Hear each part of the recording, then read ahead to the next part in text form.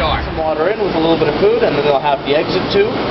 These guys You can see cool. it really good on that back one there. I know, they're beautiful. These guys are cool because they'll actually move around to wherever they like. So they'll, every now and again, they'll actually disconnect from where they are, and then they'll just start flapping their shell together and just moving around. Yeah, and they can swim fairly fast, actually. Oh, yeah. It is beautiful. But you'd feed them on, like, phytoplankton, zooplankton, if you got live rotifers, that sort of thing. Yep.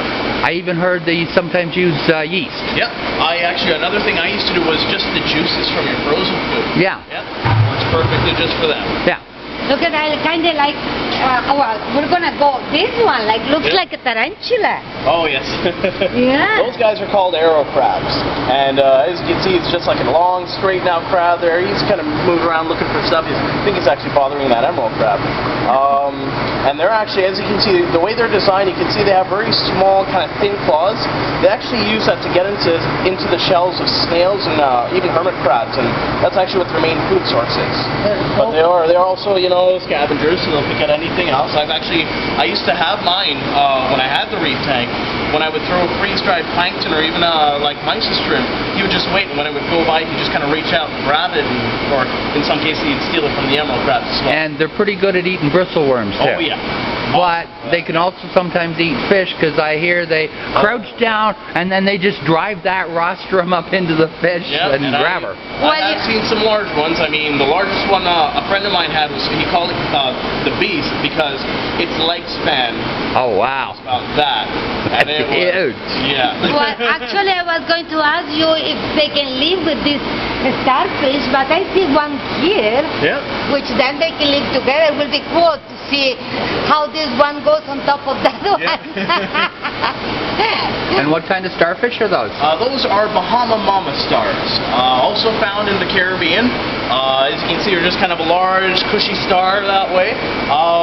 They can be a little bit, you know, bothersome when it comes to like corals and such. They will usually kind of, feed on corals and such. Plus, they will also eat Aptasia anemones. Yep. We did a video on that. Oh, yeah. So yeah, they'll eat almost anything. And then here at the back, we have a coral banded shrimp. The rest of the universe calls it banded coral shrimp, but for some strange reason around here, we've always called it a coral banded shrimp. That I've heard boxing shrimp. Boxing shrimp, yeah. So one other thing I know that we have here that you guys these little things, like you just only see little things those are emerald crabs. Rolling in the tank. A couple emerald crabs. We've got a couple of blue leg hermits, but my favorite is the pom-pom crab. Pom-pom. Yeah, pom-pom or boxing crab. They're actually what as I said, I'm huge into inverts, so I've had them plenty of times. They're very cryptic, which means you barely see them, but we're lucky to see this guy here.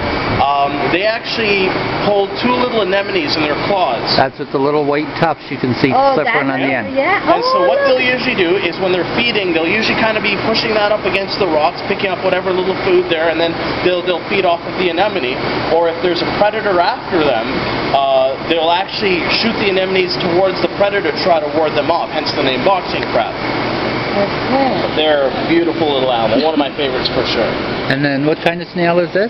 And then we have a couple of the Necarious snails, just kicking around here. They're actually a sand-sifting snail, so it's surprising that we actually even get to see that one because they're usually under the gravel. Yeah. You usually see the track and the little siphon tube up.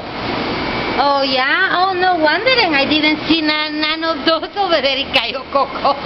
If you would have put a dead fish on top of the sand, like they do time lapse where they all come up and then it goes down. Oh yeah, really? Yeah. So I kind of wonder, there's so much white sand in there that most probably that they have tons. And then these are blue leg hermit crabs. Yep, there's more blue legs there and just doing their thing. We usually throw in some algae discs for them because we don't have a high amount of algae and such for them to feed off of. Yeah. So usually it's all congregate around there, feed until they're full.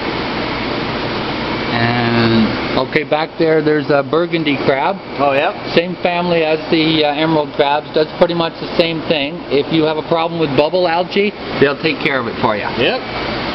And if we have, I don't know if we have any porcelain crabs left. Right there. Oh, there we go. Okay. For some strange reason, the anemone crab, which is white and looks porcelain, is called an anemone crab.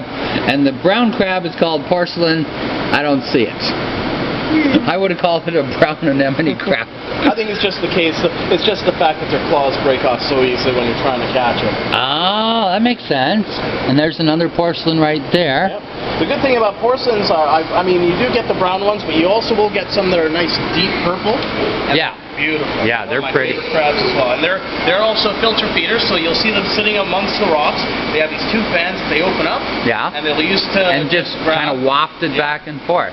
Yeah. Keep going like that and just feed. What are those ones that look like a slug? Oh, something. The sea hares. They basically are a sea slug, and their main food source is just kind of like your algae and such. And yeah, they'll go through hair algae like mad. They're ugly. I don't like them. These ones the reason why they're also called that is because they get large. Like, I've seen a couple where they've gotten like about that big, and just kind of like a hair almost. Well, Aaron used to love running across the rocks picking them up down in the Florida Keys. Nice. But they're the ones that will also excrete that purple. Yeah, because I've had them do that. Yeah, they're very... Well, you see, they look like kind of aliens. I mean, in the marine thing, like you see all the... yeah, they kind of really so different. And there's a sand-sifting starfish. Yep. It's a predator, so it will eat a lot of your microlife in your gravel. So you got to keep feeding it up. Want to be in the video? Oh, I'm eating people. I don't eat the predator. Hello, how are you? I'm the man-eater. You're the man-eater? Yeah, we're doing a video for YouTube. Okay. Where's the boy? Where's the boy? My boy went to work for somebody else, so I got Hortencia to come with me today. Wait.